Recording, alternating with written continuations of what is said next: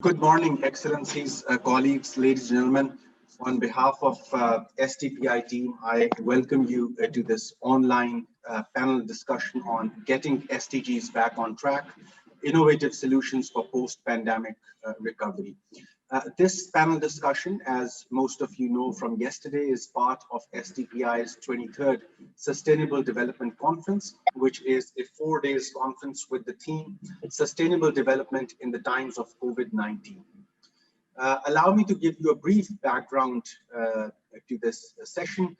This virtual online discussion aims to bring together leading minds to share their valuable insights on how to get SDGs back on track amid and post-pandemic. Most developing countries could see the long-term socio-economic incidence of the impact due to anticipated and unanticipated delays in medical solutions, revival of economic growth, fiscal sustainability of social protection. In this regard, continuing with the focus on leave no one behind and social justice becomes even more important. Such a focus should translate into planning and budgeting cycles, in turn responding to various forms of inequalities which have increased during the pandemic times. This discussion will be transdisciplinary in nature, and panelists will share how, given their expertise and experience, they may have pivoted during these uncertain times, and what will be the impact of their innovative work in current and future days. More importantly, the discussion will address how emerging solutions, including digital transformation amid COVID-19, may help policymakers to bring the focus back on SDGs. We have eminent speakers today, and to chair the session, we are honored to have with us Dr. Khaqan Najeeb Sahab. Dr. Khaqan is an economist. He has previously worked as an academic and in leading think tanks in Australia. In Pakistan, he has contributed as an advisor to Ministry of Finance and head of Economic Reforms Unit. Currently, he works as a public policy advisor and with international equity funds. He's a regular op-ed contributor on economic, social, and institutional issues. Among our distinguished panel, we welcome Ms. Onyinye Ough, who is an experienced international development practitioner specializing in anti-corruption and service delivery. She has worked in Zambia, South Africa, Nigeria, and United Kingdom on a range of projects on anti-corruption and service delivery. She established the Nigeria-based non-governmental organization Step Up for social development and empowerment. Step Up Nigeria. Our second panelist for today will be Dr. Athar Osama, who's a science and innovation policy advisor and managing partner of InnoVentures Global Private Limited and founder and CEO of Pakistan Innovation Foundation and advisor to Higher Education Commission of Pakistan. We also have with us Mr. Ali Salman Sahab. Ali Salman Sahab is founder and managing trustee of Prime Institute, an independent think tank in Islamabad. He's also co-founder and CEO of Islam and Liberty Network, a global platform for researchers and academics promoting a Muslim case for freedom. We will also be joined by Dr. Zubair Iqbal Ghouri, who's a former member planning commission and currently pro-rector at National University of Modern Languages. We also have with us Mr. Syed Mustafa Sahab. Mustafa Sahab has vast experience as social protection practitioner. He has worked with numerous organizations and currently associated as senior technical advisor at GIZ. So really honored to have all of you with us join this session today. Just in terms of session sequence, I will be handing over to Dr. Najeeb to chair and moderate. He may allow 10 minutes to each speaker for an initial round and sharing of individual perspectives, after which there will be time for Q&A and for open discussion. The questions can be shared over chat box on the right-hand side of attendees, or if panelists have spoken and there is time, chair may allow speaking time to attendees as well, depending upon if any one of you would like to speak. Just some housekeeping announcements.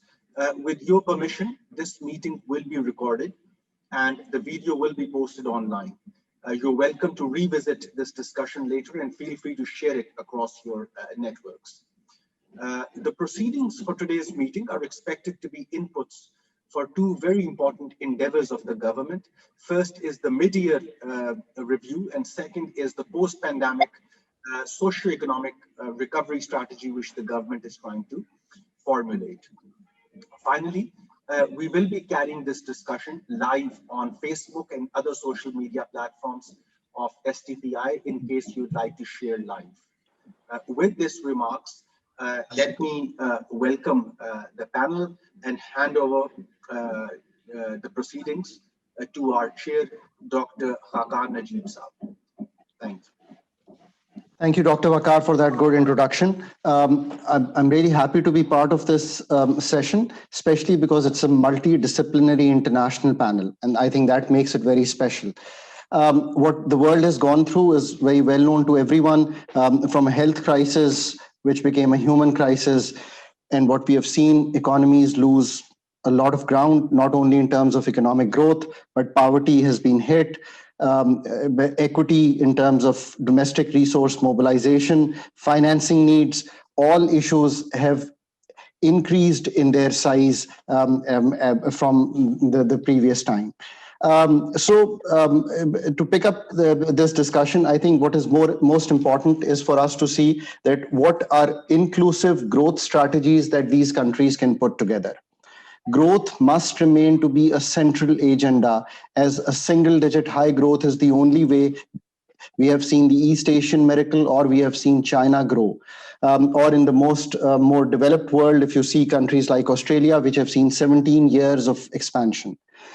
This growth must be distributed, and social justice, equity, gender issues must be inherent in this growth. So we must see that how we can tackle the issues of corruption, coupled with compliance on taxation. Domestic resource mobilization will become very important as we move forward. We need more money to spend on the vulnerable. We need more money to spend on the fiscal side. We have seen fiscal injections somewhere from 3 to 10% as the world has tried to get the economies back on track. We have seen monetary support where we have seen zero interest rates in the developed world. Inflation, though, on the other hand, has kept interest rates on the higher side in some of the developing world, including Pakistan. This brings me to another topic that we must also think about is the efficiency in doing whatever we do. The productivity, whether it's in our education sector, whether it's in our agriculture sector, whether it's in our SMEs in the developing world. Something that we also must think about is that has there been a reversal in some of the work that we have done in SDGs from 2015 onwards on how we can expedite that work as we move forward. We need to build better, but we need to build smarter. Smarter in technologies. We have seen cities grow in a different manner. We have seen cities become less pollution encompassing, but we have seen this through as motor cars are reduced and as we move on to more cycling, as we move on to more efficient cities as they go up. So that's another thing to consider. Let me end by saying where we need a global response, as we have seen in the case of G20, where we have seen some debt relief to the developing world, we need a very strong domestic response and domestic capabilities, both in the government sector, but more so in the private sector, led by the work of NGOs, led by think tanks like SDPI and the others like Prime. And we need the academics to pitch in with these think tanks, with the government, to have ideas which are really applicable to the current situation. So with that, it's my honor to invite Ms. Onyinye Ough, who is the executive director from Step Up Nigeria. I am very intrigued that she is going to talk to us about corruption.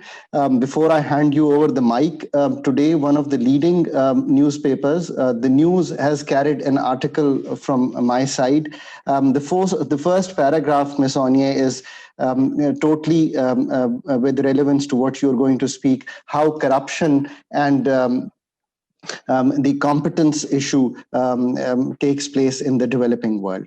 So I'm going to hand over to Ms. Onyinye for about 10 minutes, where she's going to talk to us about why tackling corruption is crucial in ensuring an effective response to COVID-19.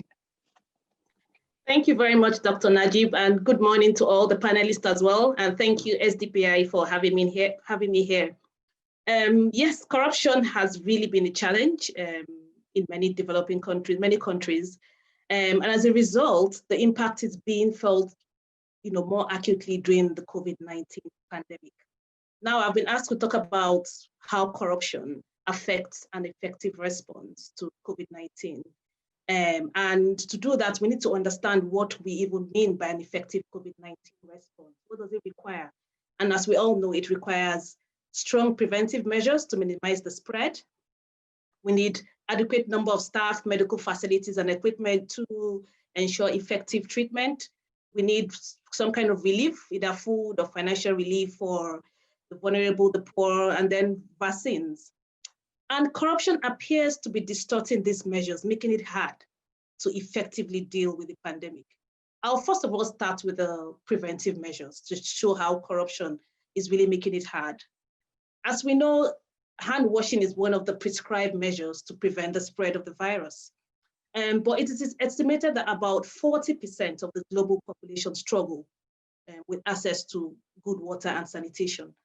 And procurement fraud has been one of the attributions to, has been one of the contributors to this problem of access to water.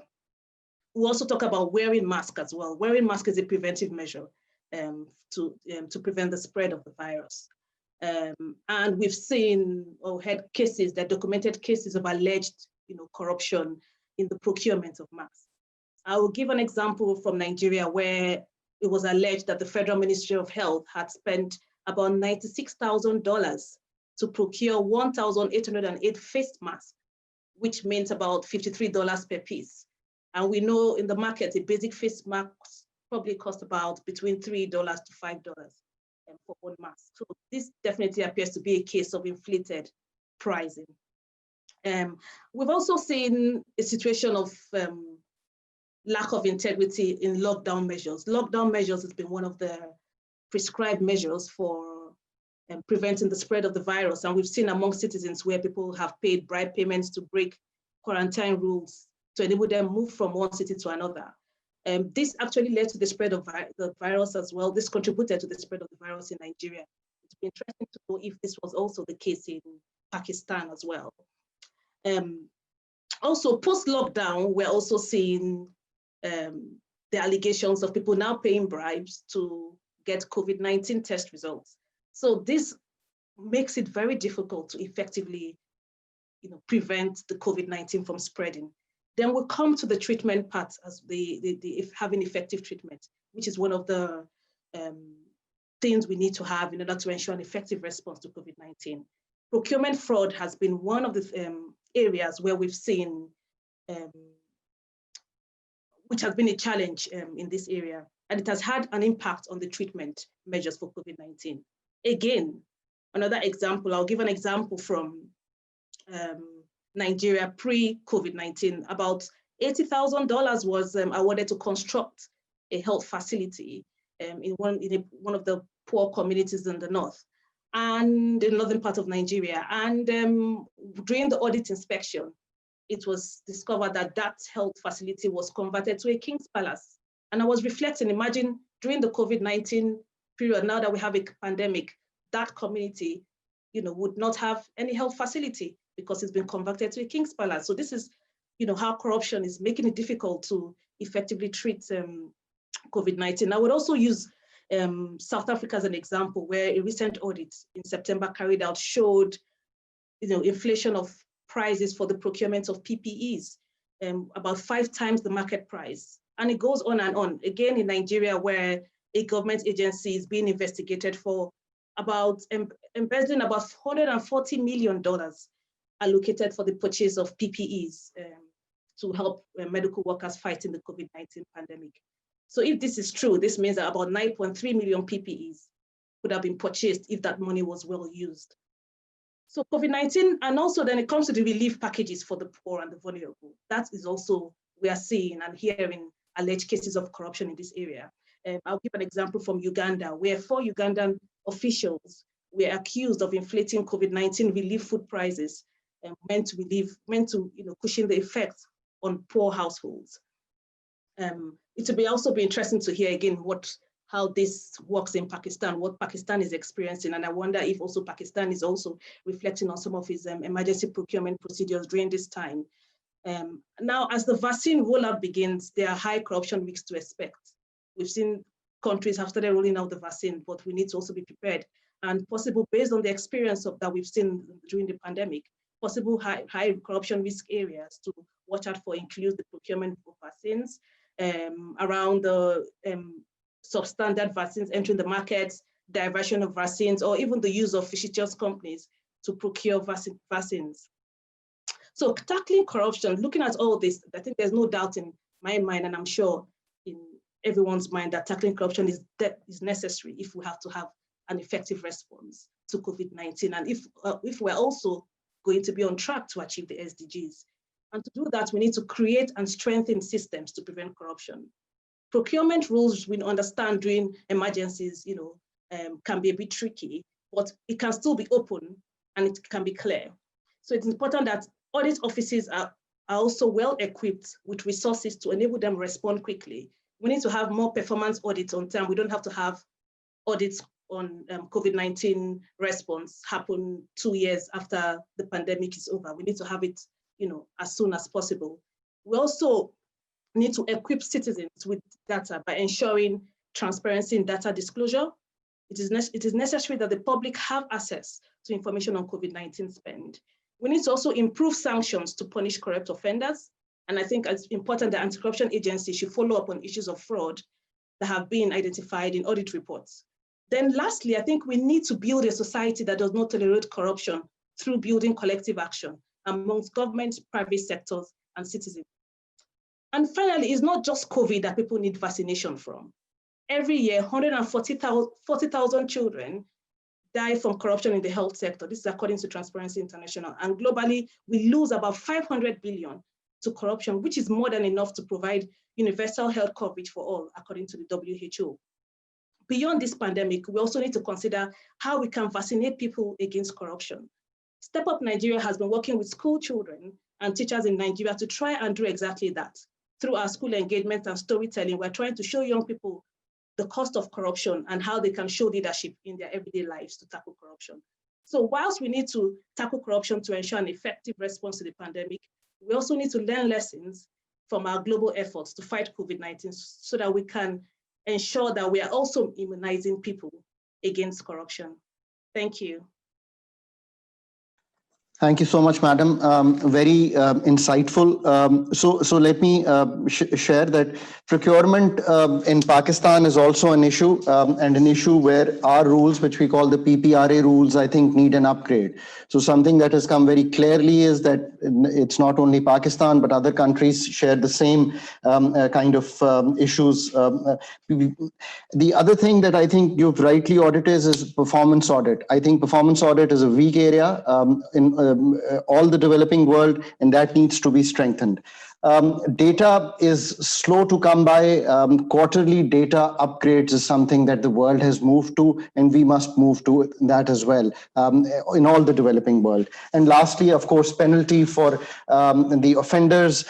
We have strengthened some as we've gone through the FATF rules, but in other areas, we need to do that. So as we note, the procurement, which leads to the pricing issues, which is inflationary tax on the poor. So very valid points. With that, and thank you for keeping the time so well, madam. I invite our second speaker, a very distinguished panelist, Mr. Athar Osama. He's currently chair of the Grand Challenge, and he's going to talk to us about funding for increasing demand and use of evidence in COVID-19. Again, something that Madam ended, and I'm glad that the sequence is so rightly done by SDPI. Thank you very much. Thank you, SDPI, for inviting me to speak at this conference, and thank you for the comments made by my earlier panelists. So the topic given to me is the issue of funding, and I think the issue of corruption that was raised, just with by the prior speaker is a very apt one, because funding in the absence of mechanisms to make sure that the funding is spent properly, both in a transparent but also in a competent manner, is a very important point. And I think as this COVID-19 pandemic sort of passes through the world, I think it seems like there might be an end in sight, particularly in the Western countries, which have paid most of the brunt of this pandemic so far, and hopefully, I think there are there's talk that by the end of next year, probably the vaccines will be available, for common people in Pakistan as well. But that's still a very long way to go. And I think it is really important and probably still possible for us to think about this in a strategic way, rather than just responding to a crisis and fighting as a result of a crisis. I work at the intersection of research and innovation, so I'm going to try to address this issue, from that perspective. It's not just firefighting, but a strategic response.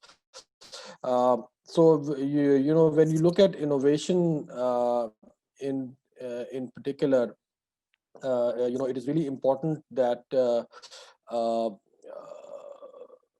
we create a level playing field, because innovation only happens when there is a level playing field amongst actors, and that the government is playing the role of a facilitator, rather than an entity that is interfering very heavy-handedly.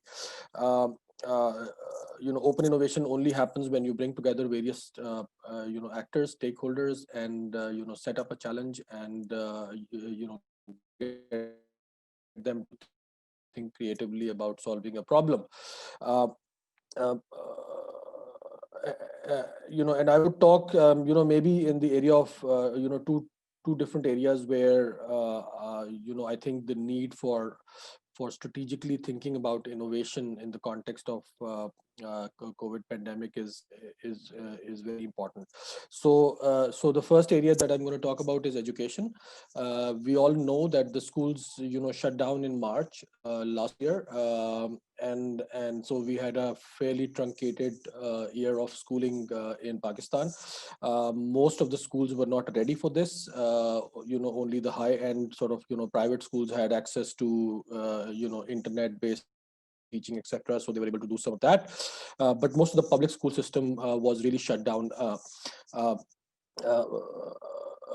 This year, I think the effect is going to be even more than what it was last year, because the school year had barely started in September, when lockdowns happened in late November, and I don't see a way in which we will be able to keep the schools open until the end of this year. So this year is actually going to take even a bigger brunt than last year as far as education is concerned, and particularly primary schooling, etc. So there's a way to kind of maybe respond to this in a strategic way, instead of trying to do things in a firefighting kind of mode. The government in Pakistan and elsewhere had a significant amount of time last year to kind of prepare for this, but we still feel that I think we are very ill prepared. And apart from starting a television channel which is really a one-way mode of delivering some education, I don't know how many people watch it, I don't know how carefully we watch it, kids in private school are, even they are finding it difficult to cope up with Zoom-based education, etc. So I think this could have been used as an opportunity to basically address the gaps in the education system that have been around for a long time. For a long time we have been talking about setting up online education to address out of school children in Pakistan, which is one of the largest in the world. We have not been able to sort of really capitalize on this I would say opportunity, because COVID forced us to actually think in terms of digital education, and we haven't been able to do it as well as we should have, with the result that I feel another year is going to go waste, and we still won't be ready to embrace digital education in a way that we should have been. The second area I want to talk about is probably healthcare. Again, in healthcare, there has been a lot of firefighting again. But in the area of healthcare, I think there's been some progress. So there was a movement, very early on in the COVID-19, earlier this year, when there was a lot of, citizen-driven innovation in the country around PPEs and ventilators. There were a lot of activities around the country. Individual innovators were trying to build localized ventilators, etc. And I was involved in some of these activities. In that particular case, I think there was some positive action from the government, where I think the Ministry of Science and the Pakistan Engineering Council came together and started facilitating the process. The Drug Regulatory Agency of Pakistan, which has never set up, any qualifying processes for localized, medical devices, was able to produce, a regulation where they could, approve and test localized ventilator type devices, and this was done, I think, in the case of a couple of things, and so there was a situation in particularly in the healthcare area where with clinical trials happening in the country and some of the other stuff happening, there came a situation where an environment for innovation was created. The third area I could sort of briefly touch upon is the area of maybe exports. Again, this is another area which is very important. Pakistan has been lagging behind in terms of its exports for the last about 7 to 10 years, and again COVID, although it did affect economic activity, but it affected economic activity disproportionately in developed countries versus developing countries. And China has used this as a way to significantly increase its exports. In Pakistan's case, there's not a lot of data that is available to say, how we've done so far. I think in the area of surgical instruments, textiles, medical garments, etc., we could have had a strategic plan in place where we could have used this as an opportunity to strategically build out something rather than respond to a crisis. So I think this, these three areas kind of illustrate how nations can and could respond to COVID as a, both as a crisis and also as an opportunity. And I think the third related area is related to exports is our foreign remittances, area where we have a lot of people in particularly in Gulf countries who who send money back to Pakistan, and that's also a revenue source for the country that is under threat in because of COVID-19. And I think somebody should be really thinking about how we're gonna respond to that challenge, because that challenge is already upon us and it's gonna further exacerbate. So so these are 3-4 areas where you could see how a government could or could not respond to COVID-19 in a way that was more of more strategic rather than firefighting.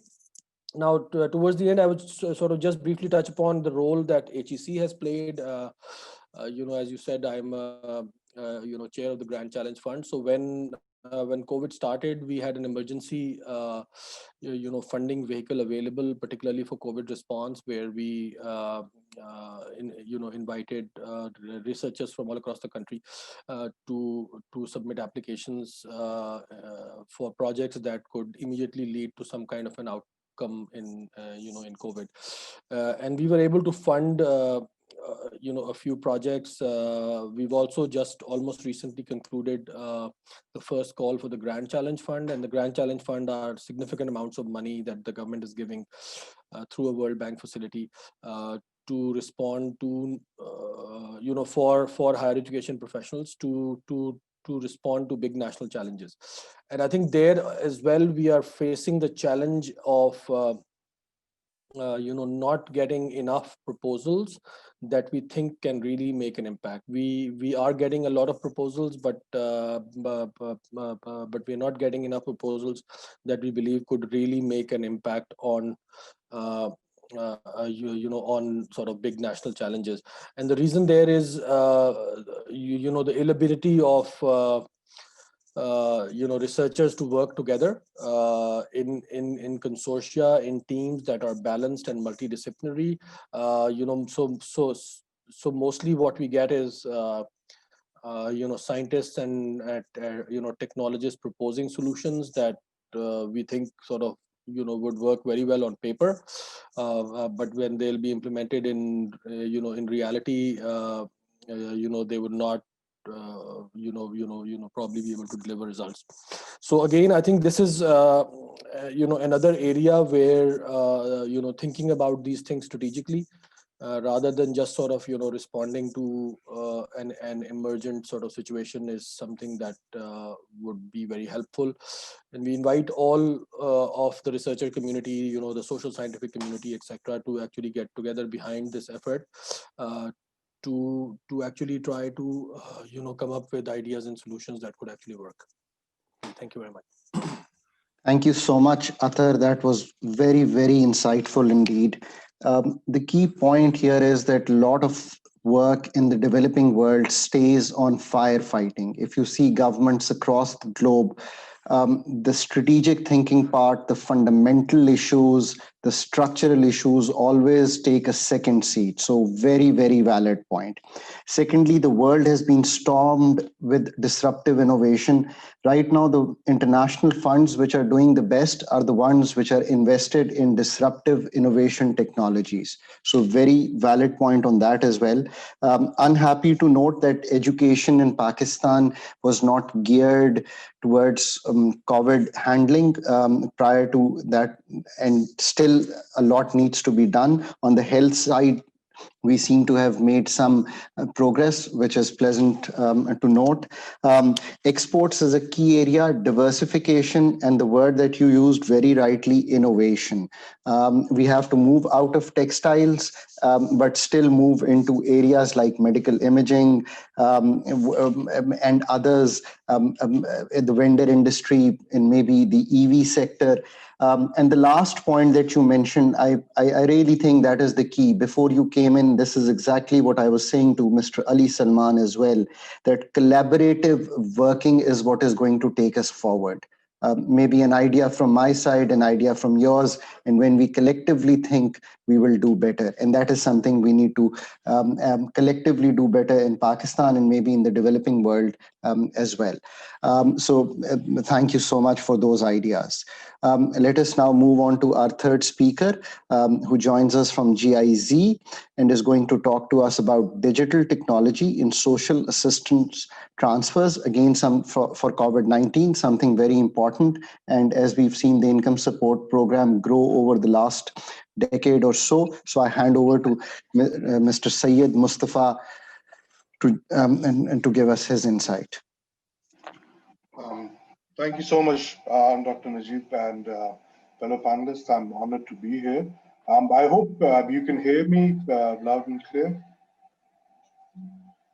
So with regards to social assistance, we know that naturally the lockdowns meant that there was a loss of livelihoods.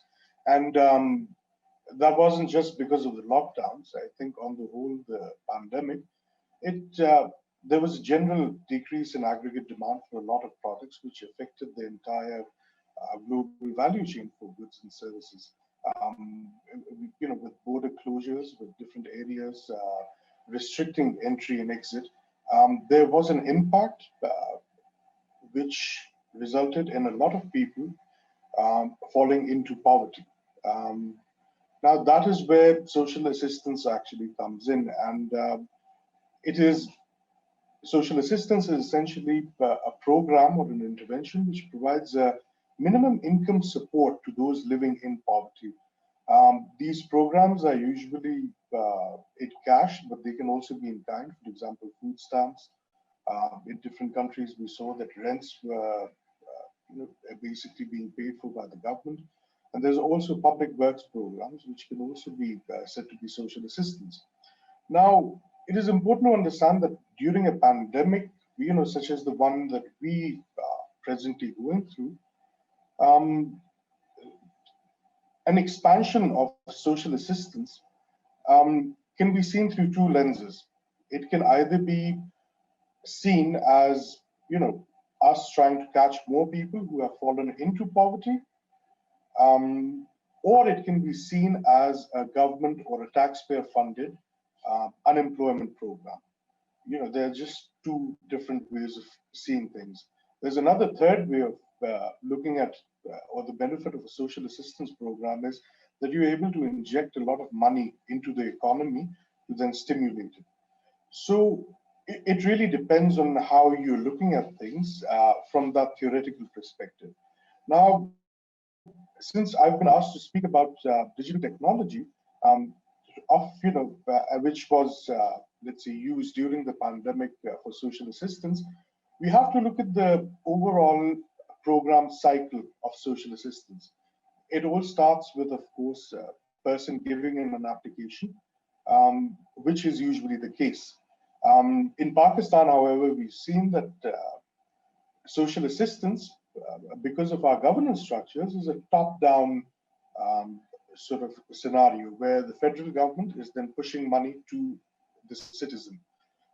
In a lot of instances, that is not the case, and there's actually an application process for those who think that they are eligible for social assistance, are then, let's say, submitting an application. Now, that is where use of digital technology starts.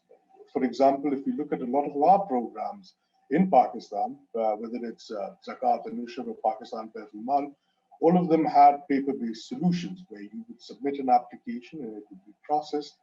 And I think that paper-based application system is there throughout the world, especially in the developing world, where we see that the impact of the pandemic would, of course, have a very negative impact on those living in poverty. Now, that is just one part. You can have technology solutions, such as the use of digital, let's say, signals being sent from the citizen directly to the state in the form of an SMS, which will allow a person or the state to know where that person is and, whether they need assistance or not. There's also then the issue of identification that a lot of, let's say, developed countries usually have a social insurance mechanism, which is already set, which is defined. And especially when we look at things from that other perspective that I'd spoken of earlier, where when you start to view social assistance as, in fact, a temporary unemployment measure, that is where this comparison is most important, where we see that a lot of countries already had, especially developed countries, had social insurance mechanisms, but low middle income countries, low income countries, they rely increasingly on social registries, such as the PMT registry, which we have, which is a proxy means tested. So a registry which looks at your assets, which looks at your overall standard of living, and then assigns you a score. How has digital technology actually benefited this entire thing as one of those firefighting measures?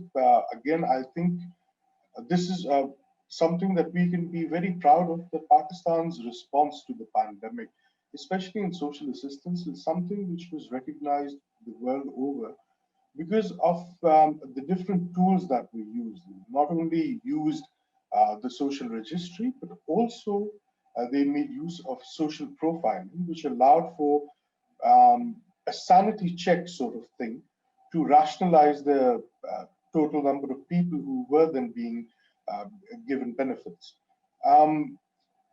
Of course, all of these things depend on the overall ecosystem that is there in a particular country.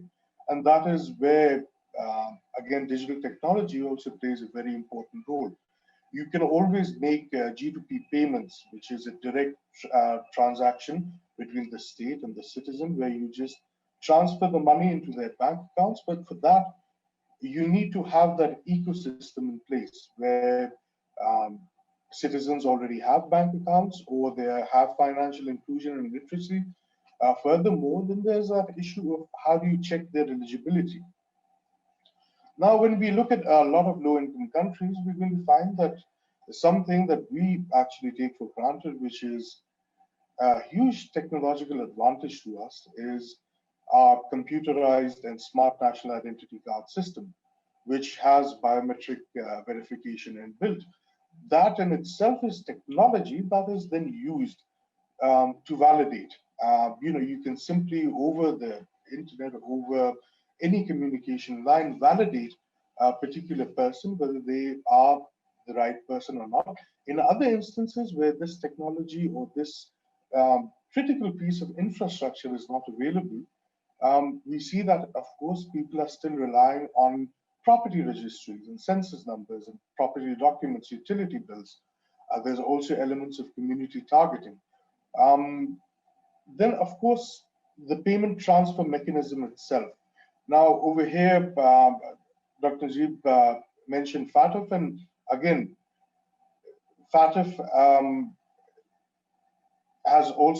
was something which limited Pakistan's response as well, because of course things such as KYC, know your customer, and customer due diligence, where you simply can't just make payments to a particular, let's say, citizen, and they can't just withdraw their money without them having to go through the process of a bank verifying whether it is the right person or not.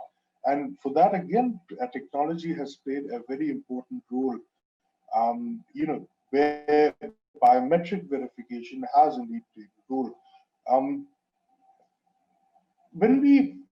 If we take a step back, and fellow participants were talking about corruption and small tax base and the reduced fiscal space, as they said, they all point towards something which is, I would say, a lack of trust between the state and the citizen, the government and the people. And the way I see it, when we review the literature on this topic, which is, of course, quite interdisciplinary, there needs to be an aspect of self-administration, which we find that in top-down governance is then missing, and that state-building measure never takes place.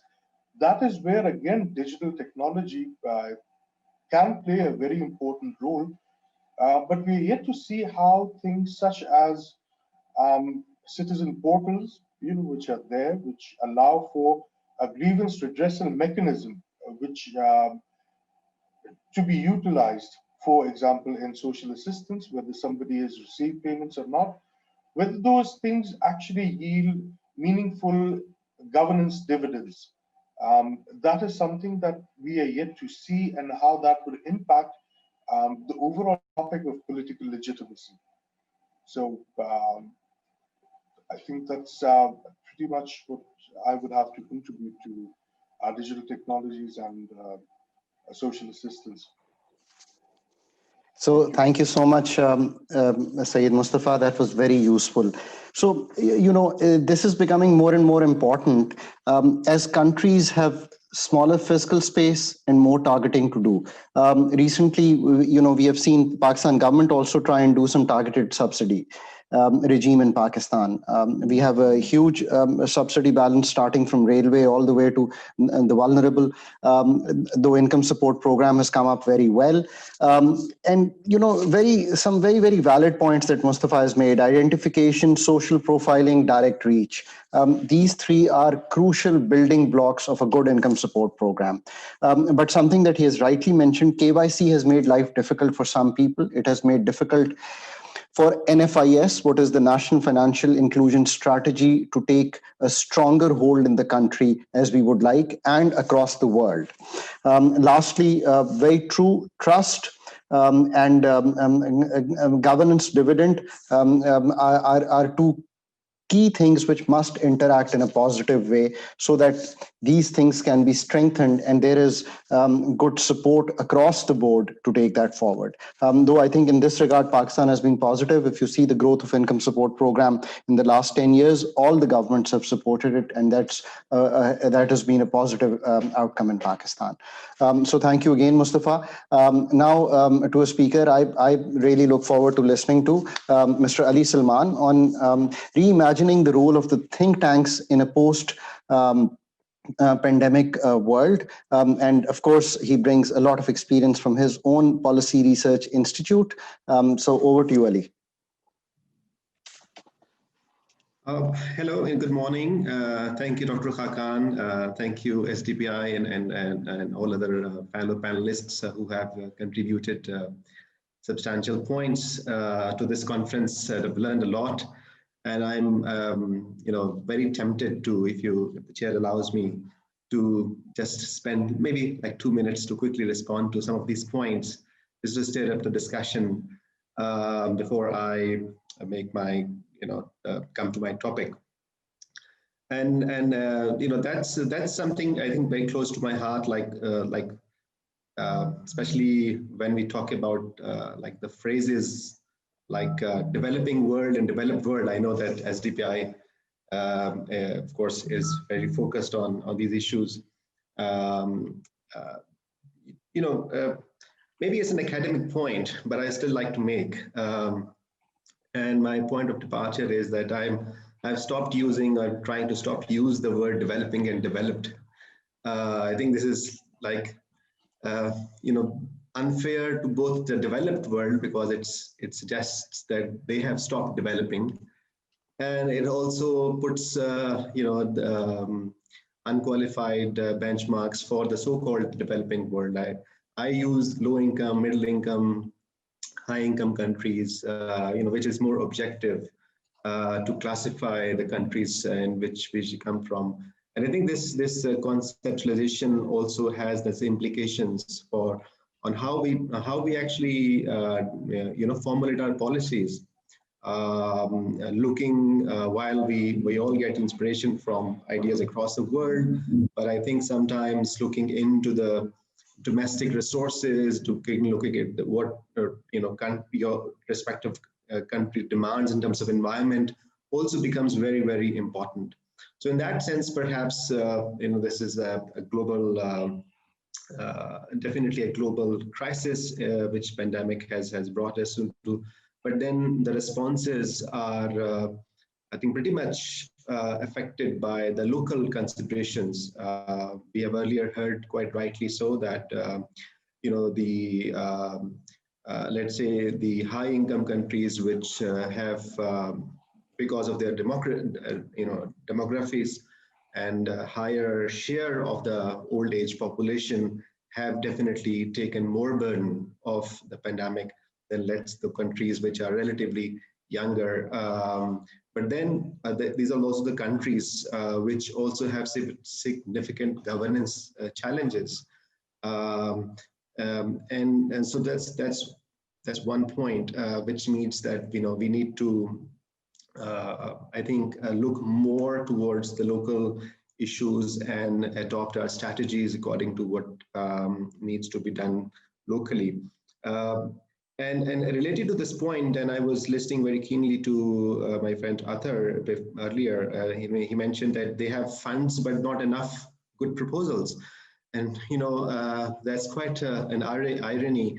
We talked about resources, lack of resources, but then we have resources which are not being spent properly because of these issues which have been highlighted. So those issues needs to be addressed. And just to bring one more example, because we earlier talked about the SDGs here, and the work of SDPI is indeed related. So one small piece of information.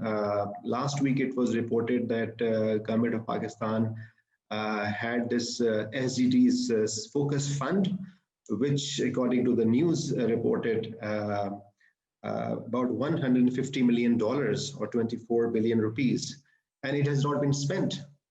So there again a huge resource lying there. We heard like small example from HEC, but then a national example of this SDG fund the government had, and this is quite unfortunate. While we need the resources to be spent wisely, I think the sort of the structure which needs to be in place is not there. And I totally agree with Dr. Khaqan earlier point about the collaboration, and that's I think where we need to talk more, that how come we have these resources which are not being spent. And in this context, my third sort of general point is that while the pandemic has exposed us to a new levels of uncertainty, I think that has happened across the world, but it has also exposed the weaknesses within the systems. There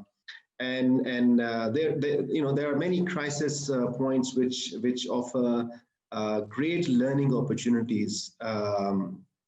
And countries like Pakistan or maybe like Nigeria, where we have often talked about governance challenges and these structures, the pandemic has really exposed to the core.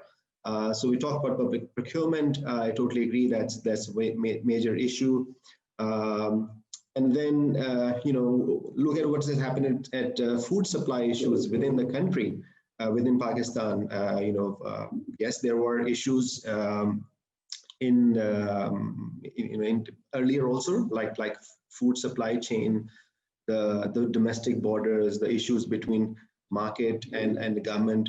But Pakistan has witnessed significant food inflation last 6 months, and in part that is contributed by the lockdowns, which was introduced as a response to the pandemic. And then it has both a domestic effect, like lockdown within the country, but also lockdown, border controls, border restrictions.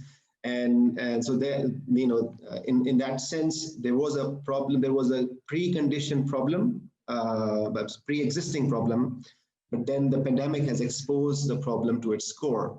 And I think in that sense, we should definitely bring our energies together and to see how actually this crisis can help us in addressing the crisis, not just in the short run, but also in the long run. So these are my, I think, like sort of general points. Now, a couple of remarks on the role of think tanks itself, again in the same larger setting. So I see like three possible transformations which think tanks should experience or maybe experiencing already. And that is true at least with the think tank which I founded 7 years ago, Prime Institute in Islamabad. And so what are those three transformations and linked with the pandemic crisis and also with the overall goals towards the SDGs?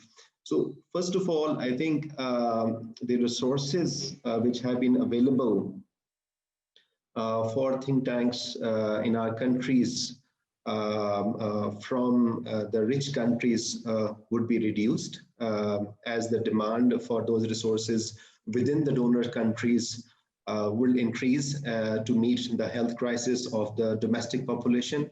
And that means that the think tanks working in Pakistan, in Nigeria, or Bangladesh, or India would need to look more domestically for resources. And that means that the think tank model needs to sort of get transformation from a traditional project proposal to more of a specialization and more program-based orientation. Typically, we are used to, as think tanks, all of us aware, typically we are used to, writing proposals and then getting funds and then executing specific projects. I think given the resources and given how the resources may change in the future, this all is going to change, and then there will be expectation from these think tanks to evolve resources more and to generate more resources on a domestic basis. And that is also maybe consistent, and that is pushed by Pakistan's own specific context, which has nothing to do with pandemic, by the way, but we know that it has been happening for past few years, that there are restrictions from the government because of the policies on think tanks working on economics and governance issues in terms of funding, and this crisis has further actually, I think, exposed the problems, and then domestic resource mobilization has become even more important. So that's domestic resource mobilization, transformation from projects to actually programs and more specialized areas.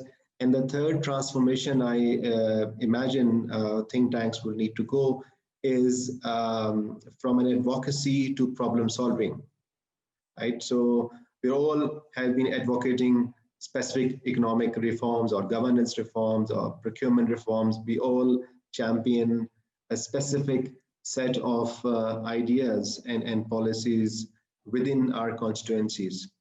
But the next challenge, and I think the crisis has exposed even think tanks to that and put a challenge on think tanks that, okay, what is next? You have been advocating for a policy, but how do you solve it? How do you reconcile the fact that while you are advocating for, let's say, allocating more resources for health or for meeting the SDG goal of bringing the hunger level to 0 by 2030, how do you reconcile this goal with the call for more resources while there are $150 million lying unspent? And how do you reconcile with the fact that, okay, Higher Education Commission has this Grand Challenge Fund, not sure how much the amounts are there, but the chair is saying that, well, there are not enough good proposals.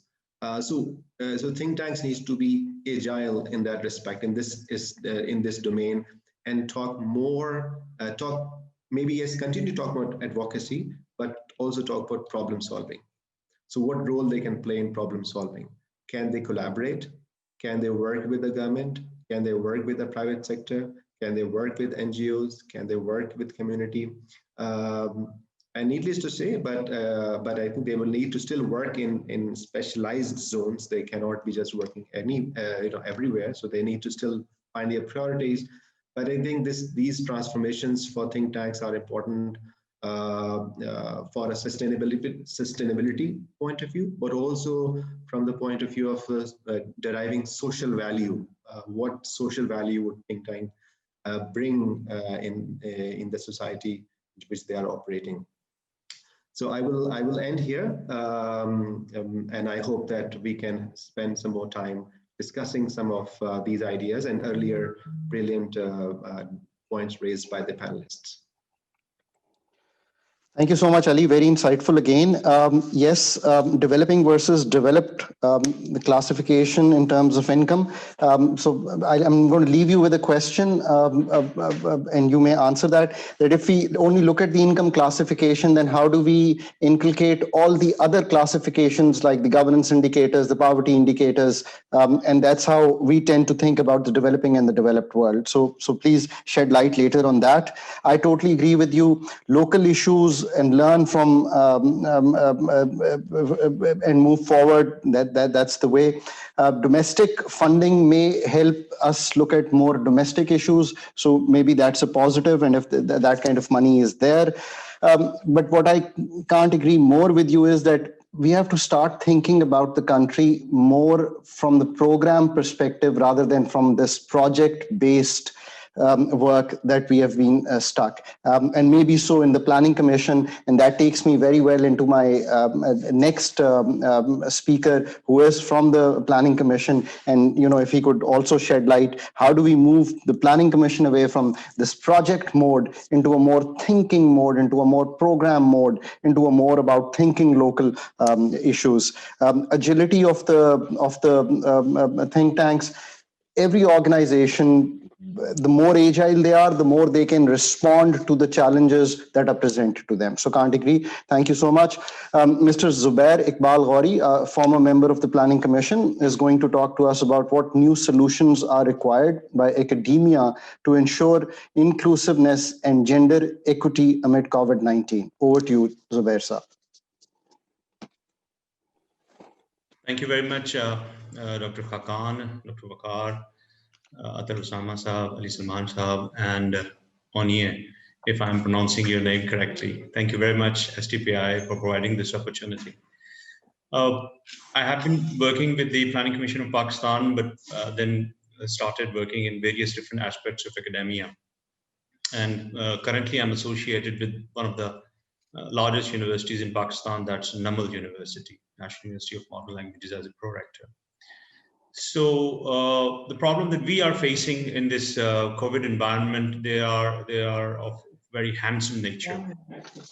They are grand, they are multifaceted, they are intriguing. And if you look at particularly from the lens of the gender and inclusiveness, these problems are further exacerbated. We have been trying to cope with these problems, but definitely with the limited resources and of course the lack of training, lack of capacity, and the lack of human resource is definitely straining our efforts. So let's look at the landscape of the Pakistani educational system, particularly from the gender side. I'm just looking at some of the numbers that we have been looking at. According to Pakistan Alliance for Girls Education, 78% in Balochistan, 74% in Fatah, 61% in Gilgit, 53% in AJK. They are the school-going children that include everybody that is represented from there. They are out of the children's school. Then if you look at the rural urban divide, then there's a 56% of the girls students which are out of the schools in the rural areas and 44% in the urban areas. So that is a widening gap that we are facing at the moment. Everybody here is talking about the use of technology. Yes, we are using the technology, but what is the level of access of technology to all these students who are living in far-flung areas? That is a big, big challenge. And even if they have the access to that technology, do they have the financial resources to fund that technology, to run that technology for the longer period of time? If I give you my example, I have 3 kids and all of them are running their activities from their home. And suddenly my data usage has surged from 10 GB to 100 GB. And I was particularly surprised that how I'm going to cope with it. So I have to change my package. So if you look at somebody, a girl sitting in Gilgit-Baltistan or AJK or Balochistan, or maybe for that matter, Lahore and Islamabad, how they are going to cope with this exponential surge in the data usage. So finance is a big issue. Apart from these resources, what about the leadership that we are facing at the having and these institutions? I am working in an institution with around 20,000 students with 9 campuses, 2 branches, and I do not have a single leader in the administrative and academic leadership, the senior leadership. Yes, we have some heads of the department, but as far as the directors are concerned, as far as the deans are concerned, the pro-rectors are concerned, not even a single one. And I'm talking about the public sector universities. This is one of the key areas. So when we are going to take the decisions about this new normal, as they call it, we do not have their voice included in this whole approach. So this one thing that we have tried to get into, well, although formally we did not have any female representation at the senior leadership, but we then incorporated informally to understand their problems and listen to their issues, that how can we address them. So leadership is A. Then the capacity. The people who are running all these affairs, do they have the capacity to run these things? Because in a classroom environment, you have a different situation. And then if you are teaching a student who has certain capacity constraints, technology constraints, and how you are going to deal with. Now, practically what is happening here is somebody has a PDF document, they just put it on the board, whatever board they are using with the Zoom and any other software, and then they start reading out of it. So this has gone down the quality of education in a very, very significant manner. Then comes their evaluations. We cannot have in-person evaluations. So these evaluations are literally struck by a meteorite. So everybody is saying that we do not have resources, we can't do that, we can't do this. The student have open book. Okay, we have some practical problems included here. The teachers do not have the understanding to prepare an evaluation tool which can have those focused practical questions. They are still with that rote learning. And when the final evaluation comes in, they say that, okay, they were having limitations. Let's give some lenient marking. So this kind of a lenient marking thing has again marred the overall quality of the education. We were looking at the results of the previous semester after completion through the first phase, the first wave of the COVID-19, and we were intrigued to see that there were around 15% increase in the A grades. Why? Because of the lenient marking. And there were also around 20% increase in the grades that were given to the students coming from AJK and Gilgit-Baltistan by lenient marking. And there were shockingly 12% decrease in the grades of the students who were female. We could not understand why this was happening. The former two, we were able to understand, but the latter one, we did not have any tool to assess it. Then we had a look at some of the impact factor ranking that was given by Times Higher Education. And then we were also surprised to see that there are some things that HEC might look into it, that how good we are for the community. We are not open for the community for the usage of the classrooms, although huge infrastructures are available. The technology is available, the community is not allowed to participate in it. The students, the teachers are available for many times, but the community is not allowed to participate in it. It's a big, big issue that we are facing at the moment. I'm sorry, I do not have any practical solutions at this moment, but this has opened up many eyes here. So I have highlighted and tried to flag some of the points that we have faced in the last few minutes. I'm sorry I've taken a lot of time here, but if you are asking me any questions, I may be giving you some solutions. If you allow me for a few more minutes, I can keep going about that. Dr. Saab, because I'm mindful of the time restraint also.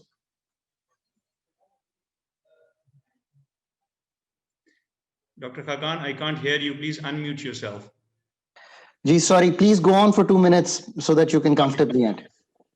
Okay, so when we have looked at all these situations and SDGs that we looked at while we were going for the impact ranking. So if you look at those SDGs, and particularly we are focused about SDG 4, the quality of education. This gives us the quality of lifelong learning education, and we have adopted it as a university so how good the lifelong learning we are going to give not only to the students, but also to the environment, to the community. That includes the inclusiveness of the school children that are outside or in the vicinity of our university. We are truly a federal university and a large university, many campuses there. So we have tried to include those communities. Then there is a gender equalities, this is SDG 5 that we all are referring to. And we were particularly oblivious that we do not have any gender balance in our senior management. Now we are trying to focus on to this. We do not have any reduced inequalities infrastructure, although we are trying to minimize those inequalities in many ways, but these inequalities, we do not have any programmed effort in this regard. We have bits and pieces information here and there. This venture is coming from this place, that venture is coming from that place, and the problem remains the same. We do not have any programmed structure towards this. And one of the reasons when we are trying to collaborate with other universities in this regard, particularly National University of Science and Technology, Padma Jinnah Women University, we were, let me say that, we were intrigued to know that the leadership there, they're very good at numbers. I think we need to also look at the paradigm of the selection of the university or the academic leaderships. They were good researchers, maybe. They might have very high impact factors. They might have any research project funding coming from there. But as far as the understanding of these issues, which are purely related to the community, to the leadership of the role of the people around you, they were seriously lacking in it. They did not have the understanding of the issues that we are facing at the moment. So when we are selecting, I'm sorry to use this word because this selected word has gone has gone a bit awry in the recent past in Pakistan. So when we are selecting these top leadership, we are only looking at numbers. We do not know what is their awareness about the community, their leadership, their creative solution making, their decision making qualities, their conflict management skills, even their communication skills. Let's go for this much numbers, as if we are taking somebody for the pre-medical examination और उसके 1100 में से 10,092 number आने चाहिए, इसलिए उसको rector या pro rector या वाइस चांसलर लगा दिया जाए. So please look at this also issue, my dear HEC, that when you are appointing a rector or a pro rector or a dean or giving them some guidelines, do not put them in the straight jacket of numbers, because they seriously lack this understanding. I'm sorry, I'm getting a bit emotional. Thank you very much, Dr. Khaqan. It was lovely having an interaction here. Thank you. Dr. Zubair, I think the point is very valid. There is a quantitative side to research, and then there is a qualitative side to research, and the insight that the researcher brings. And that is extremely important. So what you've said, I quite actually agree with you. We do a lot of economic modeling, but it is the inside of that modeling that matters as much as the numbers themselves. But I'm very uncomfortable with the numbers that you mentioned of the widening gap. Of course, everyone in Pakistan would be uncomfortable with those numbers. Of course, access to technology is very unequal. It's more unequal in some parts of the country than it is in others. Maybe Karachi and Lahore would be on the better side, whereas the far-flung areas would be on the weaker side, of course. But you know, this is a demand and supply issue as well. So it has to be looked at in that perspective, of course. Capacity to run equals quality. One cannot disagree more with you. And two words that I think sum up your whole insight is the inclusiveness and our way to make things more equal as we move forward. So with that, thank you so much for that insight. And now we seem to be doing good time. So I have left Dr. Ali, Mr. Ali Salman with one question. Let me put a few others. Dear panelists, can you please shed light on the pressure from donors to repay foreign debt prior to agreed time and how it will impact the fiscal space to address the issue raised during COVID? I think Dr. Vaqar can also shed light, and if anyone else, because I know he has good insight into this area, that question. And so there is another question on the HEC So if Athar can look at that, what would be the key guidelines from HEC to effectively pitch for research funding? Moreover, are there any specific SDGs that are top priority for HEC? So maybe you can take that question. Mustafa Saab, Mr. Mustafa points to harnessing digital technologies and online portals is quite pertinent in current times. How is GIZ supporting digital technologies in Pakistan?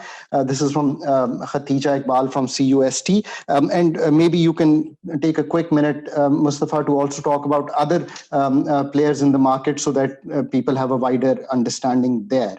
One question to Ali Salman and Dr. Vaqar, while finding solutions to the scores of challenges, there has been a gap between think tank and academia. So how do we bridge this the gap? And both of you can comment, how do we bridge this gap between think tanks and industry as well? I think that is as crucial as it is between academia, think tank, government. How do we bridge? And again, this points to the collaborative way of moving forward. And if I may ask Madam Onya a question, my today's article deals with corruption versus competence. If you could, this is a recent idea that competence is as key an issue as some of our panelists have rightly pointed. So if you could also take a go at that. So in that order, we start with Ali and then we can move on to the rest. Thank you, Dr. Khaqan, and thank you again for participants for keeping the discussion alive. I'll respond to the questions here, maybe 3 questions. I think to begin with what Dr. Khaqan, you observed that if we stop using the word developing and developed and just focus on income, then what will happen to the indicators like based on governance or human development? Yes, I think I'm open to that. If we use these terms, which are specific to an area of our social development, let's say governance, it can still signify certain levels of variation within these countries. But my point is I'm just hesitant to use an umbrella term like development and then classify these countries, in these levels, because in some levels, I think, these countries might be doing better than others. So this is one point. My second I think you also asked whether how can we comment when we talk about think tanks and domestic resources? What is our source of kind of resources available? And based on my own experience, there is some good news here. I think what I have experienced in sort of restructuring my think tank over the last 1 year is that there are resources which are available within the specific constituencies in which the think tanks are operating. But then the levels of accountability are different. And maybe the expectations in terms of resource envelope would also be different. Maybe we should get used to, doing more in less money. To talk about in pure business term, I think tanks would also maybe get ready for that transformation. How do we do more with that less resources? For that kind of thinking is important, but resources, I think, are available. And then accountability is different. I think there will be expectation, and there will be higher expectation from the respective local donors to actually see their think tanks playing more direct role in problem solving, as I emphasized, whether it is through an analysis or through actually leading that effort to collaboration. And then this brings me to the third point, which is actually the collaboration, think tank industry, think tank academia. Maybe I'm repeating here, but I think we need to start with whatever discussion or proposal we are, debate we are in, we need to start with an actual problem. So let's say an industry facing a problem in terms of technology or in terms of lack of information. In Pakistan, for instance, there's a lot of now buzz about the boom in the housing. But how much do we know about the demand pattern of housing? Do we need more low-end housing, or do we need more middle income? Do we need more housing solutions for middle income? So that needs very specific research, which is geared towards industry, but maybe supported by the industry. But I already see a gap. So if you look at, let's say, Prime Minister's program on housing, and then the banks have also followed up and make their announcements for loans. They're all geared towards, let's say, very low income, maybe the bottom 20.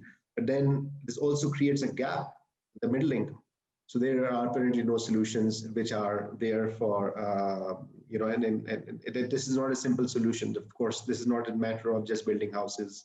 Other issues like zoning and how cities are organized come in. I'm not going there, but my point is that collaboration starts with the definition of a problem, and then getting our hands dirty, and then trying to get into the mechanics.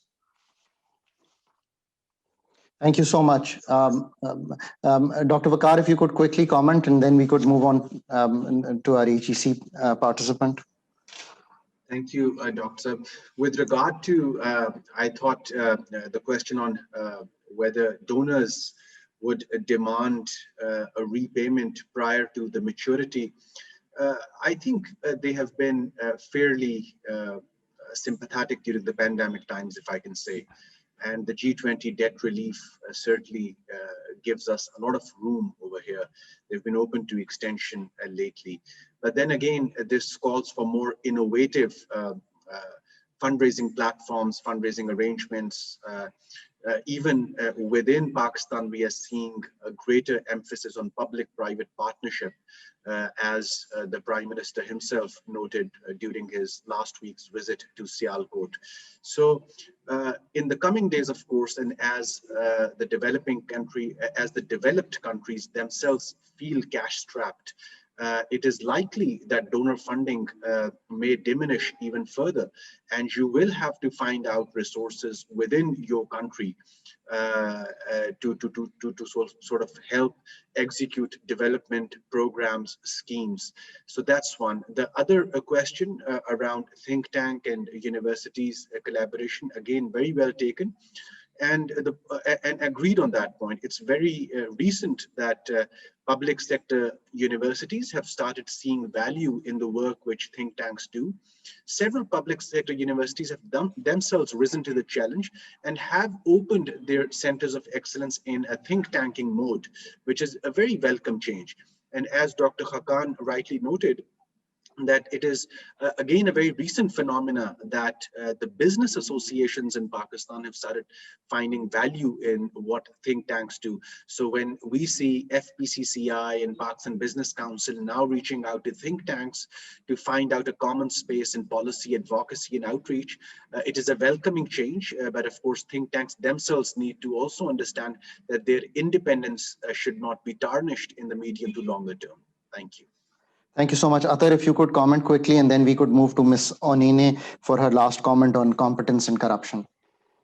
Yes, so I think from HEC's perspective, there are two particular grant windows that are available with HEC right now that might be most useful towards responding to the post-pandemic world. One is the Grand Challenge Fund that I run, and the other is a program called Local Challenge Fund, which is actually particularly mapped on SDGs.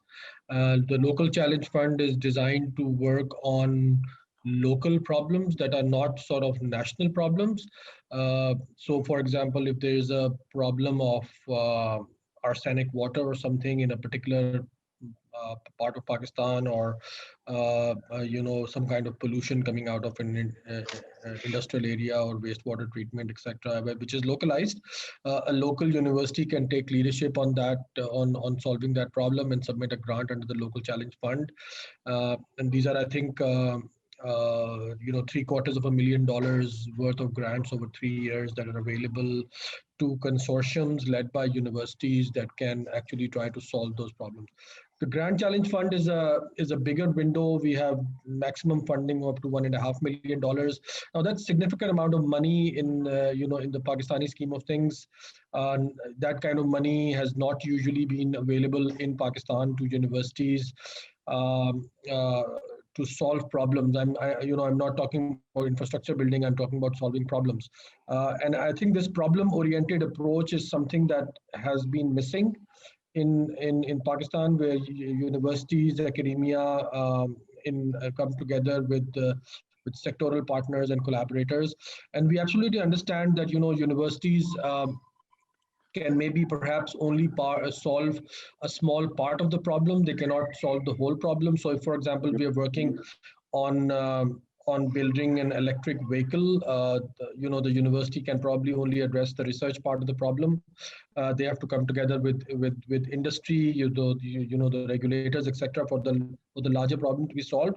And the program is structured in a way that the university is given funds for 3 years to spend to sort of solve the problem in a way that the results are now directly transferable to the relevant stakeholders, whether that's an industry or a government organization, etc. But that's the kind of connect that has been missing in Pakistan. Unfortunately, our academics are not very used to working in this way. Most of the times, people don't have those kinds of relationships outside the academia. People are used to collaborating with sort of other academics in Pakistan or outside Pakistan, but they don't have relationships with regulators and industry partners and sectoral organizations. So that's something we are trying really hard to get going. I know it would take some time. I would say our efforts this year were not very successful. We are also aware that for this particular World Bank grant window, the next year is kind of the last year where we can fund some of these projects in this mode. The Grand Challenge Fund is a very well-known international instrument of innovation.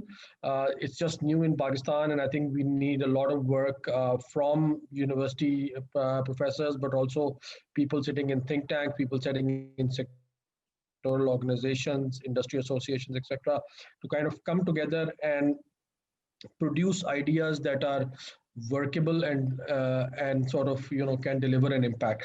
At the end of the day, I feel it's a matter of sort of personal responsibility for those of us who are involved in this process. If oftentimes when we have great projects on paper, and we fund them and they only deliver 10-15% of the impact, if we don't find projects that even look great on paper, the possibility of them delivering an impact is even less. So we all feel very strongly that this is a great opportunity for the research community, for the think tank community, for sectoral organizations, for government organizations to come together and try to use this money effectively and wisely. But I think we are a bit far away from that, that point yet, and that's kind of the struggle that I have right now. Thank you. If Ms. Onyinye can quickly comment on the corruption versus competence issue. What's the question? Whether we need both or we need either? What do you think is more important, and whether we need both? I think integrity and competence is definitely very, very important for an effective COVID-19 response and even post-COVID-19. Yeah. Okay, great. Could we have a quick half-a-minute comment from Mustafa Saab as well as from Zubair Saab before we end? Okay. Sorry. Mustafa and then Zubair Saab. With regards to Ms. Khatija Iqbal's question as to what GIZ is contributing, we are primarily supporting the government of Khyber Pakhtunkhwa and the government of Punjab in developing their systems, social protection registries in a way which are then interoperable with in different departments as well as with the federal government, which right now, of course, is a problem. I'd be more than happy to share any more details, but I think we're a bit short on time.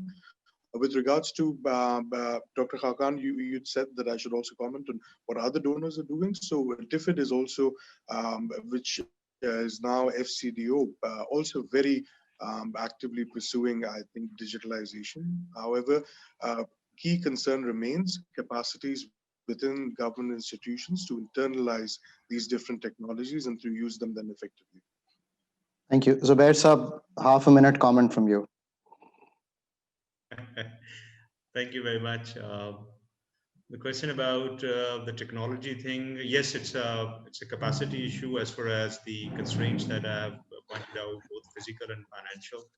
And as far as the research programs are concerned, this has been partially touched by Dr. Athar Osama Saab, that the leadership in the universities do not have the understanding of how to link those projects, or they may not have that linkages to make them able to do all these things. The public sector universities, they seriously lack that capacity at the leadership level to link the research with the community, with the commercial sector, or with the policy side. Thank you. Thank you so much. So it's been a very interesting seminar. Let me say, we have not only tried to put issues on the table, but also tried to put some solutions. The key takeaways are procurement is a key issue in the government sector. Procurement rules need a revision, need a rethink in today's time. Number two, innovation will always remain to be a leadership position, whether it's innovation in health, whether it's innovation in education, whether it's innovation in getting remittances back to Pakistan or other countries like Manila, or in exports from Vietnam. Vietnam exports $74 billion worth of mobile phone parts to Samsung alone. So very right. Quality of research is as important as the number game in the research. That is very, very important. The upcoming generation must look at quality to move forward as much as they should. Very valid point. KYC has put restrictions and may have slowed the national financial inclusion across the world. And that is something to think about. I don't know what the easy solution to an ecosystem creation is for more social inclusion, and very importantly, targeting of subsidies. So that is an area open to research, and any researcher who hears this, it's a great PhD topic. Let me end by saying that I am so glad that we agree on collaboration, whether it's industry and academia, think tank and academia, government and academia, private researchers and academia. Collaboration is the only way forward. And as we move into the next year, we must emphasize that the failure collectively is better than failing alone. But success is more likely if we move collaboratively. On that end and happy note, Dr. Vaqar and Dr. Soleri, let me compliment you for doing a great conference this year. I have listened to some of the other panelists in the other groups. Very, very valid and useful conversation has been held. This session has been beyond my expectation. So congratulations to you and for running a great show at SDPI. Thank you so much, all the panelists. And Khuda Hafiz, goodbye. Good morning, good evening to everyone.